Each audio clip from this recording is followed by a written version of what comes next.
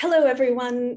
Thank you so much for joining our webinar today for a conversation with artist Nikolina Kovalenko about her current collection titled Utopian Reefscapes. My name is Madhavi Colton, and I am the Executive Director at the Coral Reef Alliance. Before we get started, I wanted to point out you should all see some links and Zoom tips in the chat. And you can submit a question anytime through the Q&A function through Zoom. And we look forward to answering those questions at the end of the presentation. Next slide, please.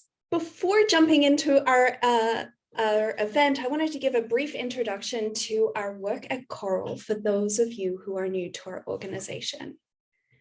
Next slide, please. At the Coral Reef Alliance, our mission is to save the world's coral reefs. We are an environmental nonprofit organization based in the United States and doing work around the world. We work with local communities, scientists, policymakers, and other conservation organizations to help coral reefs survive into the future. To meet the multiple threats facing reefs, we work at local, regional, and global scales. And I'm going to give you a quick example of our work at each of those scales. Next slide. At local scales, we work directly with local communities. Those are the people that rely on coral reefs for food and income. And we help them help their reefs thrive for future generations. We do that by addressing local stresses like overfishing or poor water quality. In Honduras, for example, we've helped connect homes and businesses to a wastewater treatment facility that is preventing millions of gallons of sewage from entering the marine environment. That's helping to keep both coral reefs and human communities healthy. Next slide, please. As you no doubt know, and I saw in the poll, many of you are really concerned about climate change. So you're well aware of the fact that our world is rapidly warming. You probably also know that warm waters are particularly damaging to coral reefs. However, scientific research that I've been involved in shows that there is hope. It shows that corals can actually adapt to cope with warmer conditions. To help them adapt, we have to reduce local threats like overfishing or poor water quality. But we have to do that at regional scales, because at regional scales, there's enough diversity to fuel evolution. For example, we are taking that local win related to wastewater in Honduras and working with partners in Mexico, Belize, other locations in Honduras to help them also reduce wastewater impacts on reefs. And what that does is it creates a network of healthy reefs at a regional scale. And those are the conditions that can help corals adapt to the effects of climate change. Through our local and regional work and research, we're developing new ways to save coral reefs. And we're sharing what we've learned, and we're learning from others through alliances. For example, building on this example that I started with Honduras, we recently helped launch the Ocean Sewage Alliance, which is a group of organizations and individuals that are working to reduce the impacts of sewage pollution on coral reefs around the world. Through the Ocean Sewage Alliance, we're sharing what we've learned in Honduras so that others around the world can put those ideas into practice. Next slide, please. So that is the tip of the iceberg of the work that we do at the Coral Reef Alliance, and you can learn more about our work at local, regional, and global scales at www.coral.org. Next slide, please. And now to our main event, and please join us, Nika. I am thrilled to have Nika with us today to share her story and her art, which so elegantly captures her fascination with coral reefs and her hope for their future. And that's a hope we both share. Nika is a Brooklyn-based artist whose work are inspired by humanity's psychological connection with nature. She strives to expose the consequences that our everyday actions have on the environment. She has an impressive biography, and her work is being showcased around the world. I encourage you to check out the link in the chat if you'd like to read more. Today, Nika is joining us to talk about her current exhibition at the Caldwell Gallery Hudson in New York. The show runs through November 21st, and 20% of the proceeds will benefit the Coral Reef Alliance. We are incredibly grateful for the generosity of both Nika and Caldwell Gallery Hudson, and we're excited to have her here today to talk about her art. So Nika, I will turn it over to you to share about your work. Thank you so much, Madhavi. Hi, everybody. Thank you for choosing to join us today. I'm very grateful to Coral Reef Alliance for organizing this event and for taking care of our oceans, and to Jay Caldwell of Caldwell Gallery Hudson for giving me this amazing opportunity to showcase my Utopian Reefscapes, and for providing me with incredible support and inspiration through the years of our friendship. I would like to tell you a little bit about my background and a lot about my art. Let me just know, please, if you can see my screen share. It's coming up. And it looks perfect. Take it away, Nika. Okay, perfect. Thank you. So as was previously mentioned, my art is about climate change and humanity's psychological connection with nature. And my latest absolute favorite thing in the world is to paint coral reefs. Let me tell you a little bit about how I got here. I was born in Russia in a family of artists. So both of my father, my mother, and even my grandfather were artists. For example, this is an interior shot of my grandparents' house, and this is a portrait of my grandmother painted by my grandfather.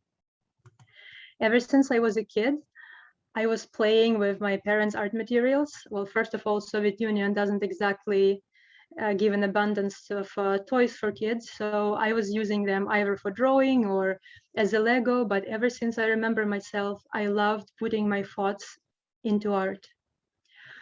And actually, every time I wanted to play with a new toy, I would just come to my mom and I would describe her a character I would imagine. She would draw it for me, then I will color it in, cut it out, and that was instead of, well, let's call it a Barbie, it was instead of any toy I would have. When I was 10 years old, I started my professional art education at the University of Surikov in Moscow. And as you could see, this is me about 10 years old. I'm already drawn to nature, painting landscapes with watercolor in my family's country house. I started with environmental projects several years ago. Everything was about fragile ecosystems and our connection to it. This is a series I did in Iceland. It was called the Heat of Fusion, and it explored the glacier melting on the continent, where I spent several months. Another project on the ground I did was in the Brazilian Amazon. It's called Saving Trees Through Art. I'm not going to get into too much details, but you can read about it on my website. So these are illegal logging sites, and I'm taking frottage, which is kind of like fingerprints of illegally logged trees, and I'm pairing them with fingerprints of volunteers and environmental organizations doing reforestation work. So more paintings of gorgeous jungles, which used to be my absolute safe place until I discovered coral reefs. And then about a year and a half, I guess, ago, I first got my PADI license.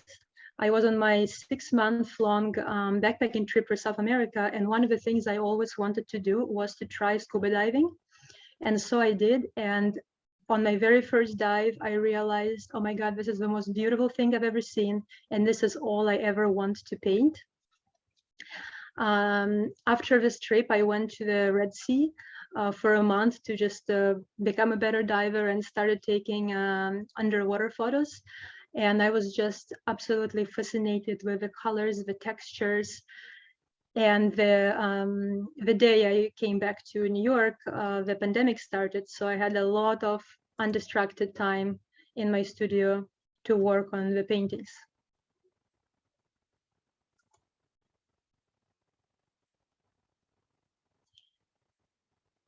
Some of the photos and the artwork are inspired by the Mexican Caribbean, and some of them are from the Red Sea. And I always only work from my own photos because I believe that a photo is just a placeholder for a memory. If I didn't experience it, then it doesn't count, right? So even though at the beginning my photos were really blurry and the colors were off, I still would only work with the material I personally collected. Some of the details of the paintings. One amazing thing I learned as I started diving is that colors start to disappear with depth. In the first several meters, you start losing your reds, then oranges and yellows, so they disappear in the rainbow order. And at, let's say, 18 meters, you were just left with monochromatic blues. I didn't know that, and it goes together with, I guess, my knowledge as a painter, how relative all the colors are.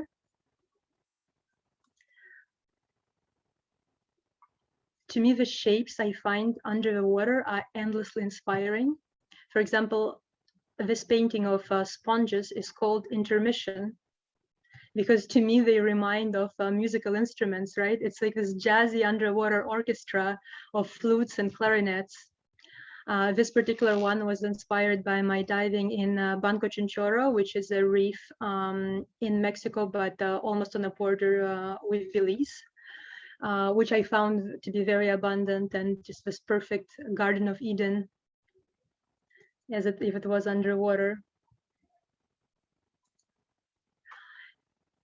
Another one of my favorite corals are fan corals. They look like underwater lace. And to me, it's of course very meditating to paint them. This is the most dreamy landscape you can imagine. I'm sure a lot of divers are joining this meeting, so you know what I'm talking about. I wanted to share the process behind the creation of all these paintings. Well, what you can already tell from this photo is that my studio is a gigantic blue mess. Everything, the tables, the brushes, the floor, my working clothes. And I start with taking my own photos, which can be, you know, more or less exciting. So this is the photo I took again in Banco Chinchorro. And I loved how this island was very sculptural, right? But then my paintings are not about necessarily depicting 100% what I see on my photo, or even in real life. This is a metaphorical image of a perfect reef. That's why I call them Utopian reefscapes, because healthy, abundant reefs, like in my paintings, are barely existing anymore. But I want to paint healthy reefs to inspire humans to take better care of our planet. So this is the original photo, right? And this is the painting which resulted from it. So you could still see the similarity. I used the composition, but I populated it with more corals. I changed the color. This feathers, by the way, is what I saw in that very first dive in Colombia, and what got me converted into diving to start with. So this is the scale, and just to give you an idea, they are 54 by 80 inches. And as you can see, this is my painting shirt, which some argue I should just exhibit on its own, but this is my favorite piece of clothing to paint in, and maybe sometimes wipe a brush off. So this is a time lapse, and you could see how a blank canvas turns into one of the paintings. Unfortunately, this is not the speed I paint with. I wish this was the case. But I find them very satisfying to watch. This painting is called the Ikebana. Ikebana is an art of Japanese flower arrangement. And unlike in the Western world, where we think of a bouquet of flowers as putting together similar flowers, in Japan, Ikebana has a completely different concept. They would put together, say, one flower, one feather, one piece of driftwood, one shell, but together, all these objects will create a new feeling. Like in haiku, the next line doesn't necessarily continue the first one, but altogether the three lines create a new sensation.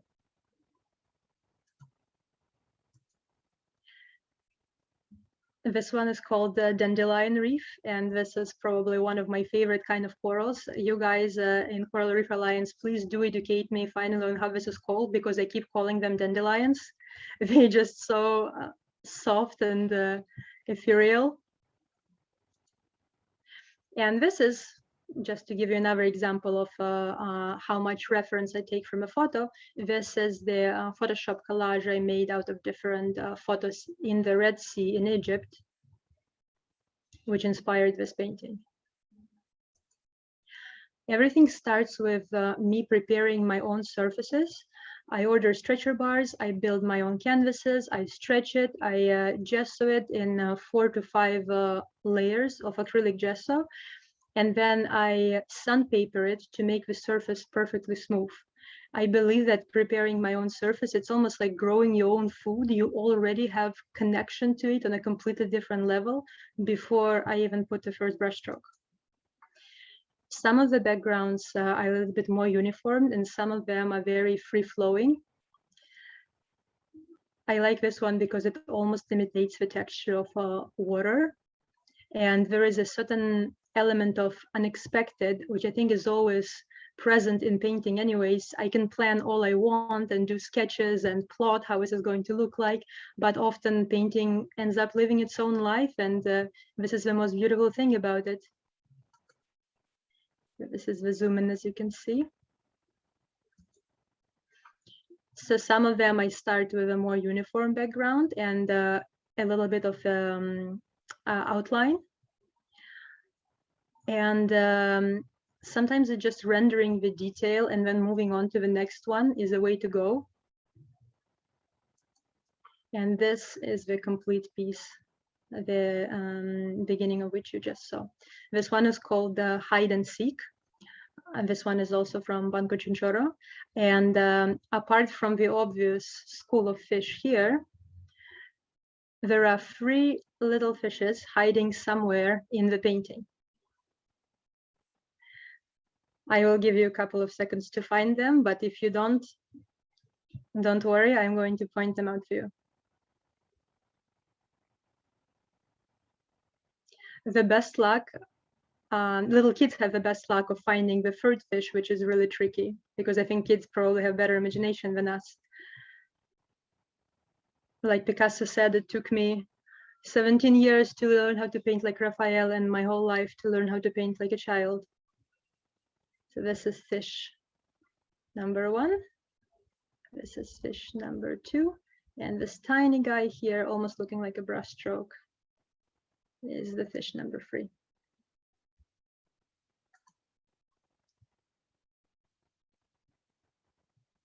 You could get a little bit of a glimpse of the palette and the way I mix colors here. In this particular case, I did the composition first, and then I started adding more and more 3D volume and blending to render the details of the soft coral. Just all the textures I find in coral reefs, they're so inspiring. I can't even tell you. If I could paint underwater as I'm diving, I would probably be doing this.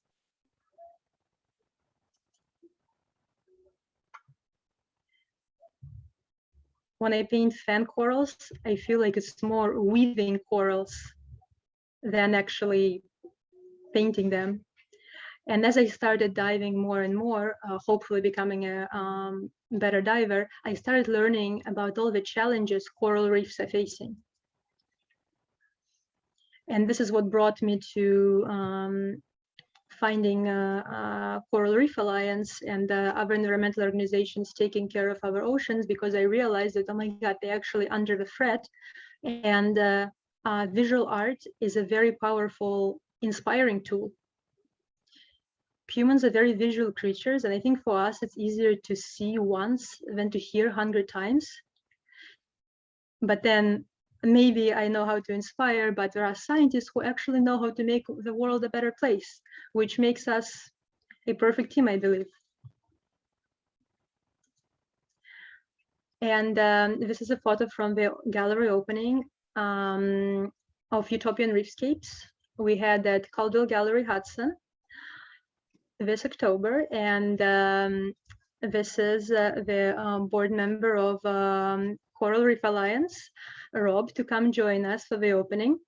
And I would like to just give a word to Jay, the gallery owner, and my dear friend, to tell you a little bit more about the role Caldwell Gallery Hudson plays in our partnership of Coral Reef Alliance. And yeah, he has a lot of good things to say. Hi, Jay. Hey, Nika, how are you? Hey, everybody, I'm Jay Caldwell, principal of Caldwell Gallery Hudson. And our family business, we've been in business 48 years. And in those 48 years, Nika is the first living artist we've ever represented and shown. So it's been an exciting journey. Nika and I met by chance in 2018. I was looking up when that was because it felt like it may as well have been 30 years ago. But anyways, we were both, fittingly, we met on a boat coming out of an art fair in New York that's on Randall's Island, and you have to take a ferry to and from the art fair. And so we met on a boat and made a connection, and the friendship ensued. When I first learned about Nika's art, there was the environmental, underpinnings to everything she does, and that was very inspiring. I collected some pieces here and there that I saw on Instagram, and I saw a few of them in the slideshow so far. They're very happily in our home. But when Nika started creating her coral paintings, I got to thinking about possibly what we could do as a small business to make a difference. And when I first saw the Utopian Reefscapes, I just was blown away and started thinking about possibly having an exhibition. And so Nika and I together, we chatted a lot about the possibility, and then came up with an approach to an exhibition that we felt might change things up a little bit and help make a difference.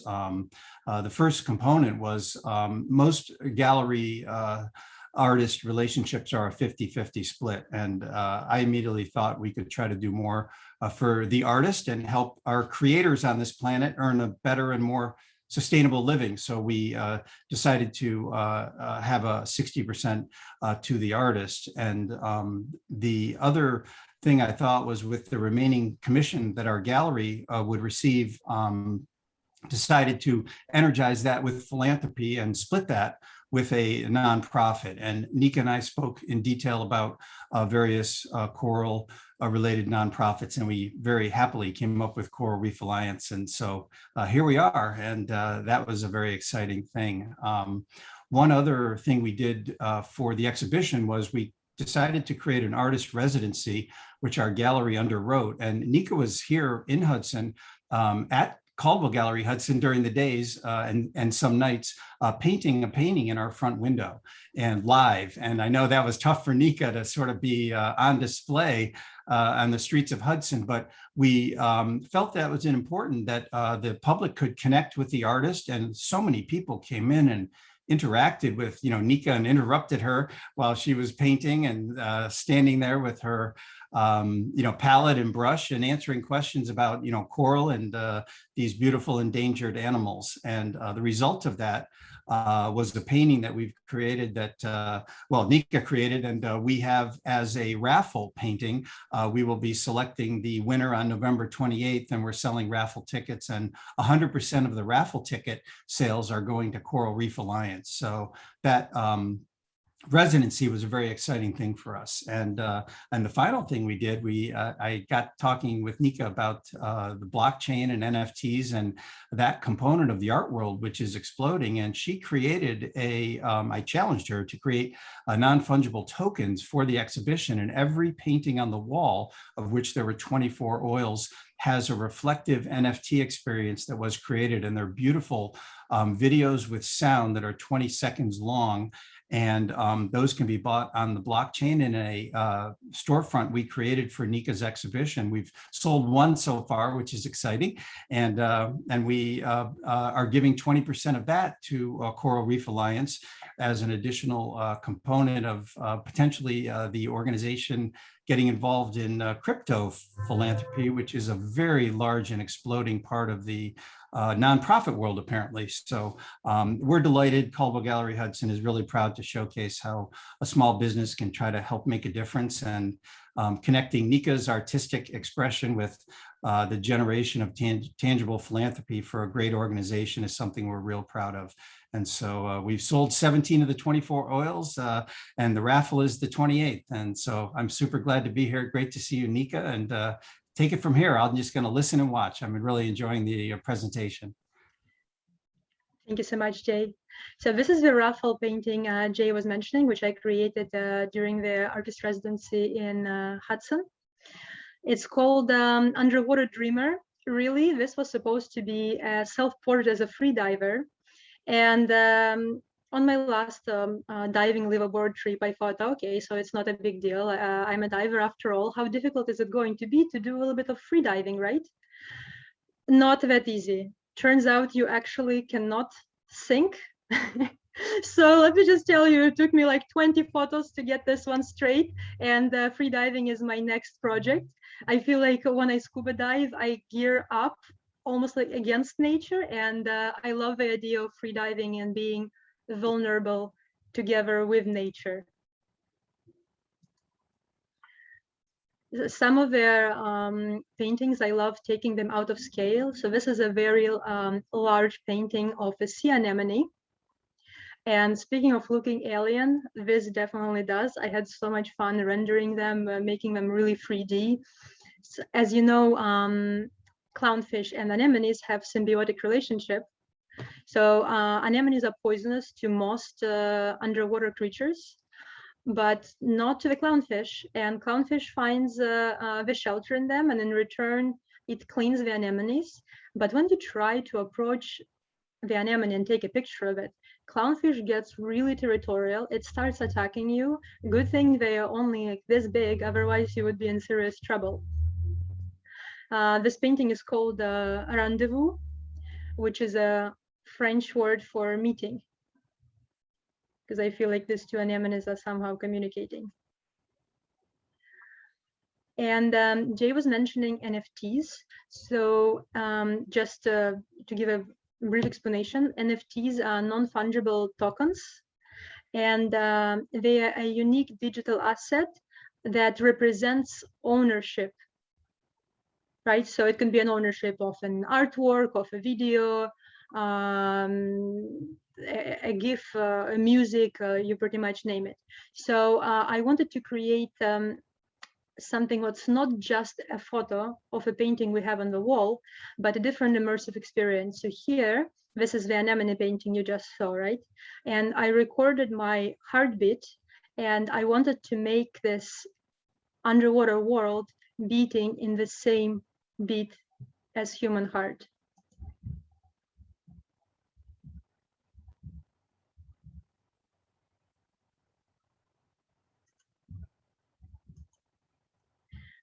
And this one is the fan coral made into lungs as I was recording my breathing. And don't forget that coral reefs are actually the lungs of our planet. Most people just think of a forest this way, but coral reefs really play the same role.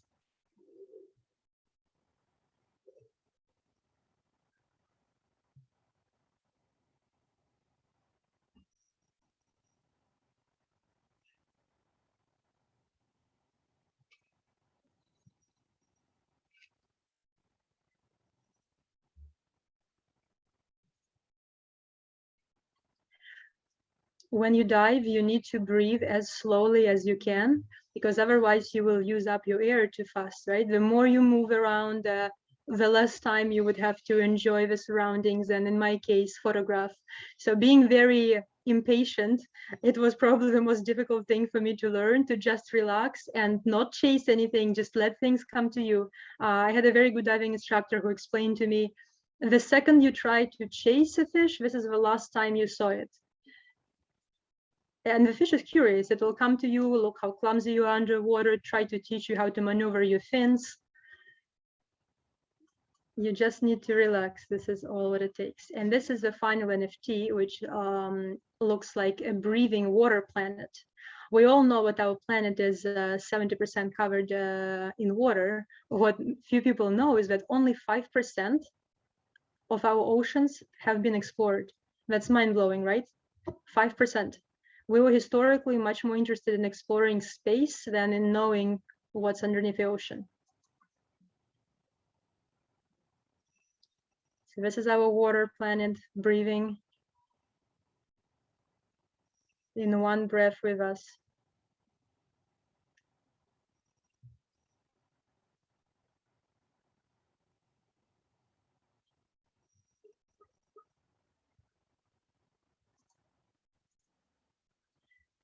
I will show you more paintings of different coral reefs around the world. Unfortunately, I've only been to 2 places, the places where it was possible to go during the pandemic. But one of my highlights, I would love to go to the Great Barrier Reef and to the Coral Triangle, especially in Indonesia. And Indonesia is still not quite open, but that would be my next trip. This one is called Alabaster Bottom, and in real life, it's really immersive. I feel like when I was painting it, I didn't say I'm going to paint today. I felt like I'm going to dive today in my studio. In our anemone, I love showing how the current moves all the tentacles.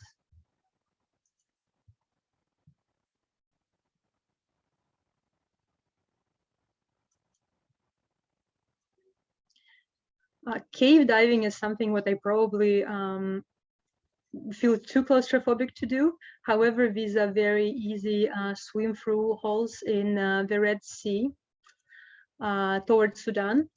And I love the idea of this divine light coming through the openings. And I wanted to make the rocks almost look like they resemble clouds. This one is called Cloud Canyon. One of my favorite things about underwater landscapes is light.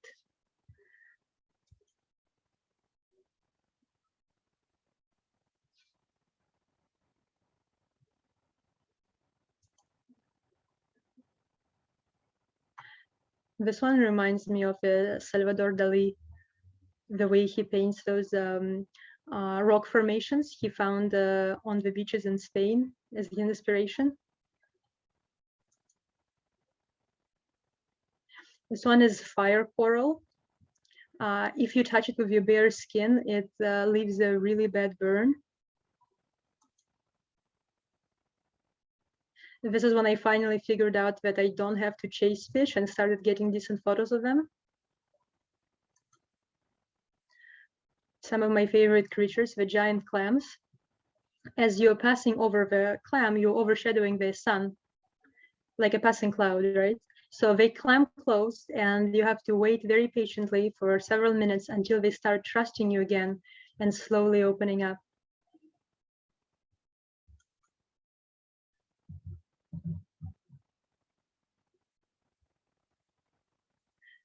I call this one the 4th of July.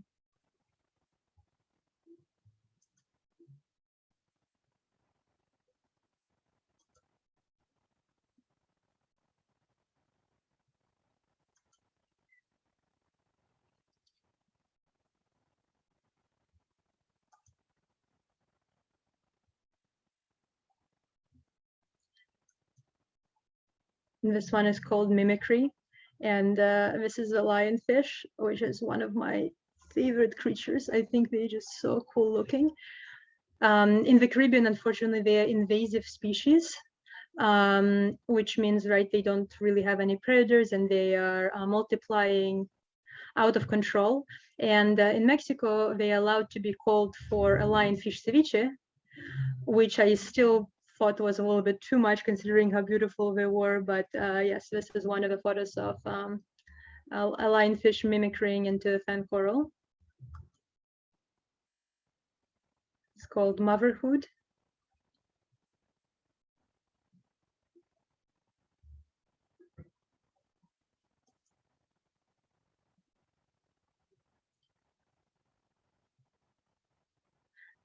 You could really tell at this point that fan corals are one of my favorites, can't you? And this one is when they start growing at the depth of around 18 meters, where all the colors are monochromatic blues. Yet blue is such a versatile color, right? Technically, all the colors in my paintings are mostly blue. But colors don't exist in isolation. For example, what you see as almost warm color here is actually light blue, but just because this blue is so intense, it looks different.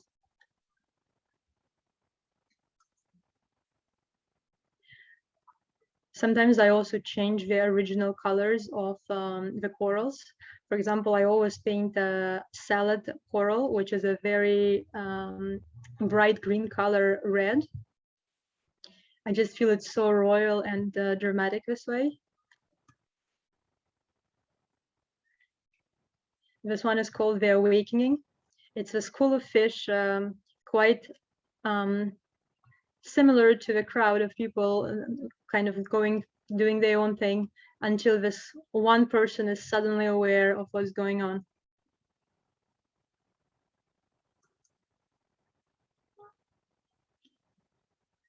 This one somehow resembles of Georgia O'Keeffe's painting, which I only realized after I painted it. I love all the textures and like tiny mosses which grow on the shells.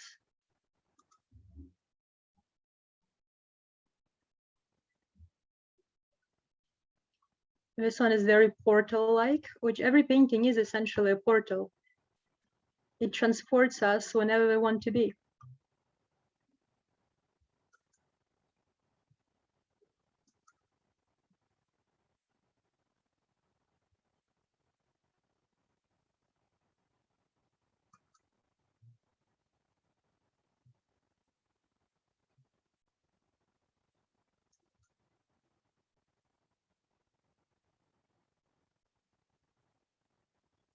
I was also recently learning that some of the corals, the scientists are starting to study them for medicinal purposes, and many of them are very promising in showing the prevention and treatment of cancer and Alzheimer's.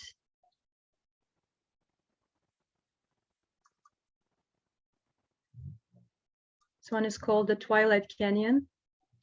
This is the feeling of when you're going up after a dive, following this light, which almost feels like an enlightenment or like a rebirth.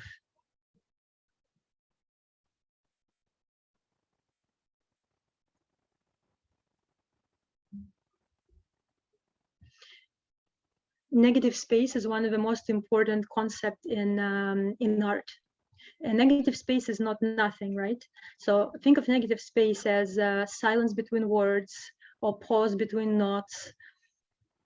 In this case of a painting, imagine if the entire painting was covered in all those ferns, fan corals and details. That would just look like a tapestry, right? So negative space is actually essential to frame the main characters of composition and what you're trying to say. I think us artists, not just visual artists, but also the performance and musicians, we're more like theater directors in the sense that we lead the viewers on the visual path through our creations, right? So where do you look first? What is the visual journey you take through the canvas, discovering more and more layers, more meaning, more details?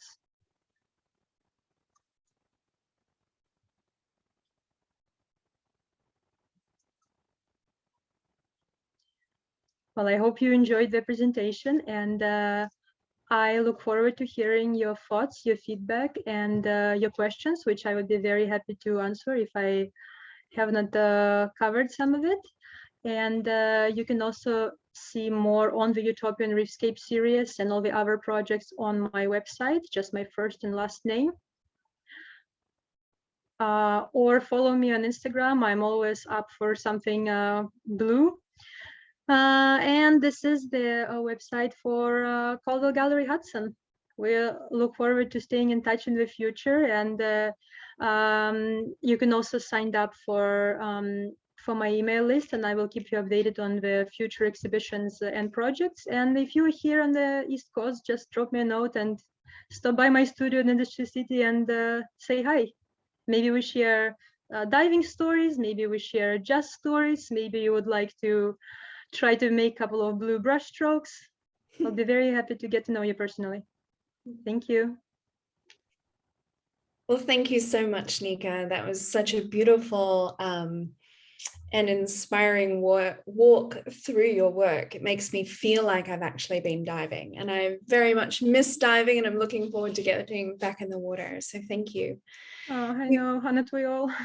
We really are. And you're right, you mentioned the breathing aspect of diving, and the fact that the best dive is that one where you calm down, and it is a meditation because you're aware of your breathing and letting things come to you. And that relaxation is just so important. So I feel like looking at your paintings gives me a little bit of that. So thank you. Oh, thank you. We've had some questions come in, and I will play the question moderator here. The first question is for you, Nika. How did you come to the decision to paint beautiful, healthy, utopian reefs instead of some of the haunting reefs around the world that are impacted by bleaching and other threats? I don't want to be alarmist. I like to inspire hope.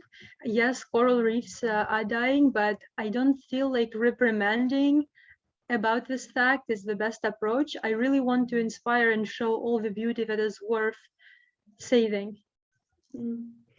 That really resonates with me. There's been some research that shows that when people have hope, they're motivated to act.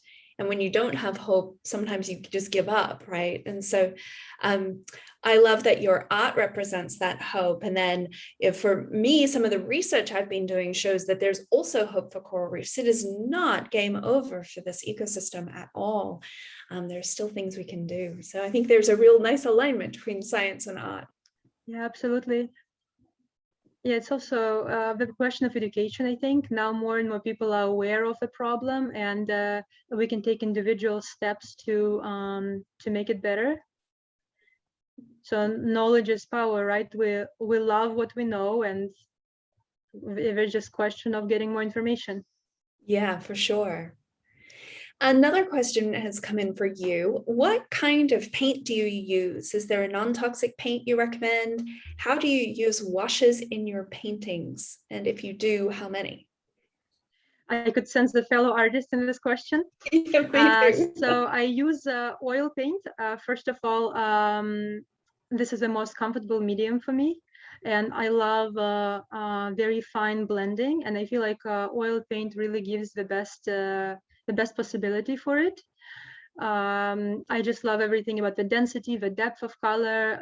As for non-toxic, oil is pretty toxic, not for the environment as much as for the artist. I think I can remember quite a few days when I was playing with those splashing backgrounds, like the ones I showed you at the slideshow, and just inhaling all those varnishes. That can be really intoxicating. That gives you a headache. So yeah, unfortunately, that is toxic. As for non-toxic paint, watercolor is very environmentally friendly in that case, right? It's with water. Personally, not my material. And also you can even make your own pigments. I even know some artists who make pigments from travel to different communities and part of the world. But this is a project on its own. Those kind of pigments, in my experience, at least, I tried quite a few of them, including some really good ones I brought from Japan. They almost always had a little bit of a sediment, like kind of leftover like pieces of paint, which doesn't really suit what I'm trying to do. But that would be if you find an oil paint which is completely non-toxic and does the same, has the same abilities, please do let me know. Also making your own paint, which would be pretty much one of the very few ways to ensure that this is completely sustainable and organic. There is a reason why artists in Renaissance who were doing that only painted like 10 paintings in their lifetime, because by the time you grind all the minerals and all the rocks, unless you have an intern, I don't think there's a lot of time left to paint. So something, the paint wash. For those who are not familiar, paint wash is a very fine layer of paint. And usually it's used to, as opposite of painting over, something when, let's say, the paint is dry. Say I painted a yellow coral, and I decided that I want to make it green. I would take a very thin blue paint and put it over the yellow coral and will make it green, right? Or for example, let's say this painting, which I have as on my background, let's say I overdid the highlights. So I would just take turquoise and with a very fine level without dissolving, right, or covering all the details, I would go over it. I do not use a lot of paint wash because my favorite thing is actually the blending. So I like working on the painting while it's still wet, which is, you probably saw that I'm rendering one detail and then I'm moving on to the next one. I really like the fluid quality of the paint. I would probably use it in the situation like I was describing with highlights. So for example, if I overdid it in this area, next to the horizon, I would take a blue paint and cover it, but definitely nothing against paint washes. They are beautiful and very intricate. I would even say almost ancient technique. I hope I answered that. That was great. I just learned a lot about art. Thank you very much. You're very welcome. You mentioned the time it takes to paint. One of the questions is, how long does it take you to paint a painting? I'm guessing there's a range of answers here, but Safer, I actually get this question a lot. For the big ones, which are 54 by 80 inches, now it takes me about a month. So this is really a lot of work and a lot of details, and yeah, they're just huge paintings. Yeah, if I get to sleep, maybe a little bit less. But I feel very fortunate that I can actually do what I love, and I don't count it as work. Even when I'm tired, I'm still happily exhausted. You know what to say, do what you love and you don't work a day in your life. Right. Yeah. Next question is probably for me, and it's about coral bleaching and what makes them turn white. And so you had mentioned in your presentation, Nika, the symbiotic relationship between clownfish and anemones. What some people know is the coral animal itself also has a symbiotic relationship. So it has tiny little algae that live in its tissues that provide the coral with food by photosynthesizing. So it's basically got a farm underneath its tissue. And those little algae give the coral a lot of its color.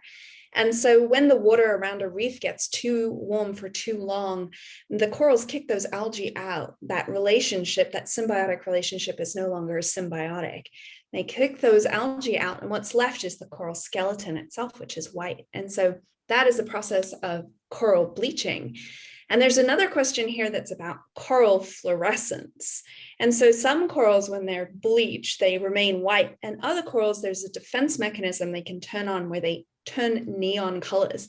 Have you ever seen fluorescing corals or considered kind of painting them? I don't know if you're familiar, like they are bright purple corals and things like that. Yeah, I've heard of it. I think that hashtag is glowing gun, and I have not seen them in person, but I think that would definitely be a very powerful message. It's like nature itself is signaling that it's disappearing at the alarm rate, right? That's right. Those bright unnatural colors.